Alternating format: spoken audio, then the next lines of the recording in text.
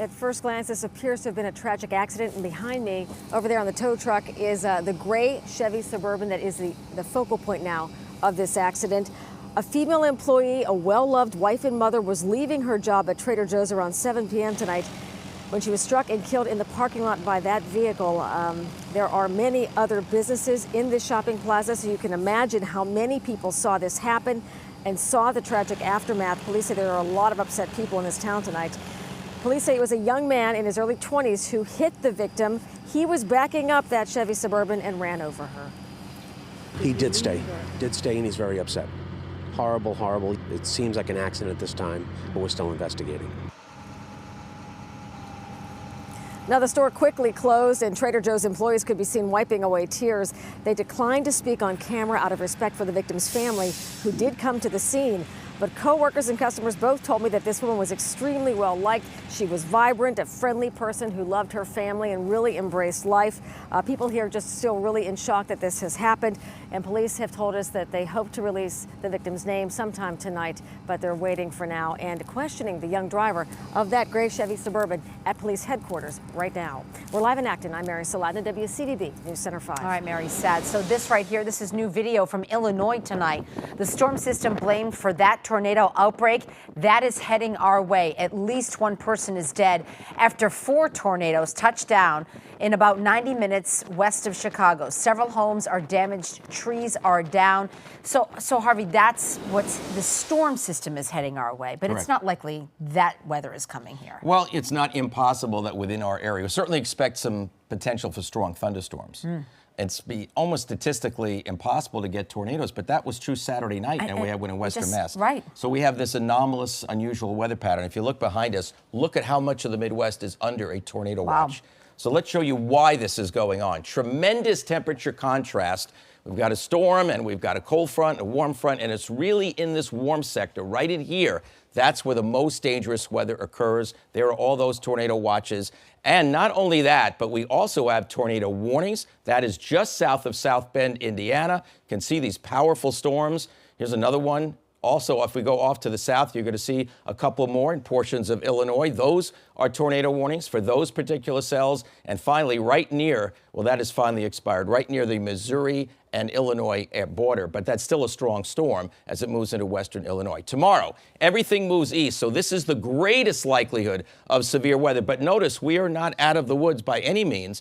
The chances aren't as great here, but there is some chance. And remember, damaging winds, heavy rain, that's basically what we're talking about. But an isolated tornado cannot be ruled out. Right now, a few little showers popping up more to the south. This may clip southeastern Mass and the Cape overnight, but it's as we get to the middle of tomorrow and tomorrow afternoon that we're going to watch possible strong storms moving through. So it's definitely going to be something that we're going to have to keep an eye on. Much more coming up in a little while. Maria? All right, Harvey, we'll see you then. Thank you. You can track severe weather 24/7. It's easy with our WCVB app. It is free in the App Store. A young mother of 2 is killed inside her Cotuit home. Her husband now facing murder charges. 36-year-old Christopher Fratantonio was arrested at the couple's Trout Brook Road home early this morning.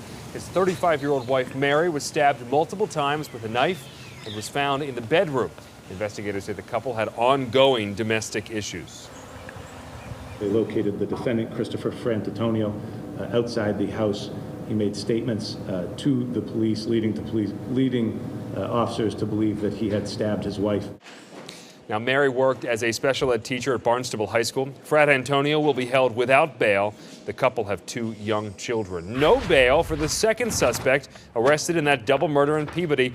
Wes Dowdy faced a judge for the first time since he was caught today, nearly 1,000 miles away in South Carolina. Dowdy is charged with murder in the killings of Mark Greenlaw and Jennifer O'Connor.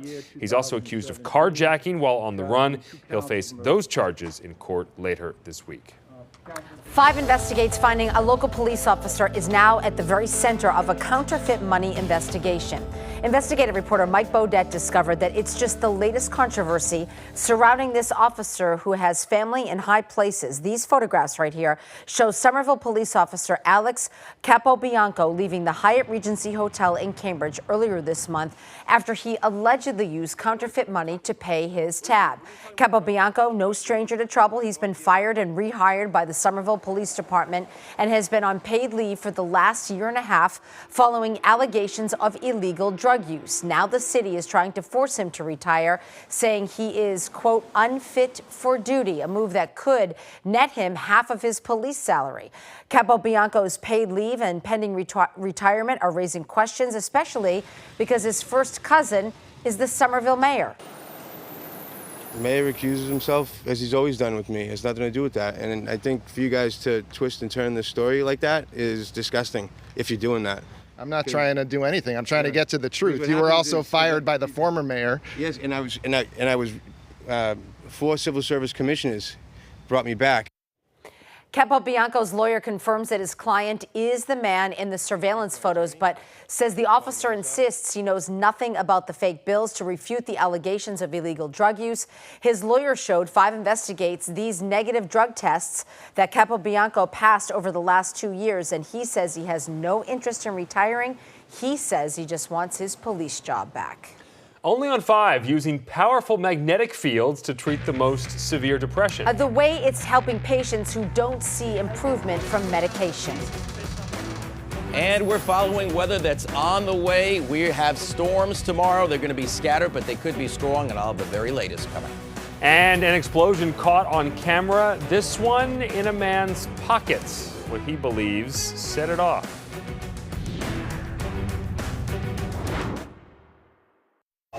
Caught on camera, an e-cigarette battery just explodes in a man's pants. Take a look. The man had the extra battery in the pocket of his pants when it burst into flames. And the heat was so intense, he suffered 3rd-degree burns on his thigh. He also suffered 1st and 2nd-degree burns to his hand. And the man believes that loose change inside his pocket may have triggered that explosion. Can you imagine? All right, in your health now, millions of Americans suffer from depression, and for some, therapies and medications just don't work. Tonight, Newsletter 5's Emily Reamer takes a closer look at a new option here in the Bay State, giving some patients hope. Andrew Henderson has struggled with depression since he was a teenager. When bad, it's hard to motivate to do anything. He says medication helps, but his depression has always proved resistant, and he's not alone. According to a 2015 study in World Psychiatry, between 20 and 40% of patients diagnosed with major depressive disorder do not benefit from standard treatments. As usual, anything that is a little bit different, just let us know. But one treatment is showing promise: deep transcranial magnetic stimulation, or deep TMS. Approved by the FDA in 2015, the helmet generates a focused magnetic field similar to MRI, targeting a specific area of the brain researchers believe is related to depression. Starting now. That sound, coils inside the helmet expanding and contracting thousands of times per millisecond, creating a magnetic field to stimulate neurons in the brain during the 20-minute session. That stimulation affects deeper structures. Other structures that have been dysfunctional respond, hopefully getting back to a more normal level of activity. Dr. Oscar Morales at McLean Hospital is co-author of the Deep TMS study that led to FDA approval. In that study, 30% of patients saw a full remission of symptoms after treatment. That is terrific in a population that already tried other treatments unsuccessfully. Andrew says it's helped his symptoms without side effects or discomfort. It's easier to sort of push myself through those things or not see them as large obstacles. Dr. Morales says there's a lot of interest in developing this technology to treat other conditions. In fact, right now there is a clinical trial underway to test deep TMS for the treatment of OCD. Emily Reamer, WCVB News Center 5. Checking your economy now, Amazon putting down brick and mortar roots in Massachusetts. The online retailer opening its first bookstore on the East Coast, and they did it in Dedham at Legacy Place. I saw this the other day. It looked almost ready to open. And it is. One of the reasons Amazon is moving beyond the internet, they say, to show off its devices like Kindle and Echo, letting people get their hands on them, but only Prime members will find deals. Everyone else will have to pay list price. The iconic Play-Doh is soon going to be made here in Massachusetts. Rhode Island-based Hasbro says it's going to start making Play-Doh in East Longmeadow next year. At least 20 new workers will be hired to help out with the production. Play-Doh was invented in Cincinnati back in the 50s, but it's actually been manufactured in China and Turkey since 2004, but that's about to change. Love that. It turns out the bigger pizza is always a better choice. It can all be explained through a simple equation you learned in high school geometry. Pi times r squared. I guess that's what we're looking at. Pi r squared. That's how you find the area of the circle. If you plug in the numbers for two 8-inch pizzas versus a 16-inch pizza, you might think it'll be the same, but it turns out the 16-inch pizza actually has twice the amount of space for the sauce and cheese. I'm very curious. I did not read this story ahead of time, and I'm very curious where it came from. It's kind of random. It's random, but I just like looking at the pizza, so I don't care where it came from. Oh, that like pizza looked she good. eats a ton of pizza. I eat pizza. I ate pizza Sunday night at the Ellie Fund, and it was delicious. That's true. I'm a witness, and I had You it also. saw it? And it was delicious. Yes, it was delicious, Well, wasn't okay, it? guys, that's at the Fairmont Copley Plaza.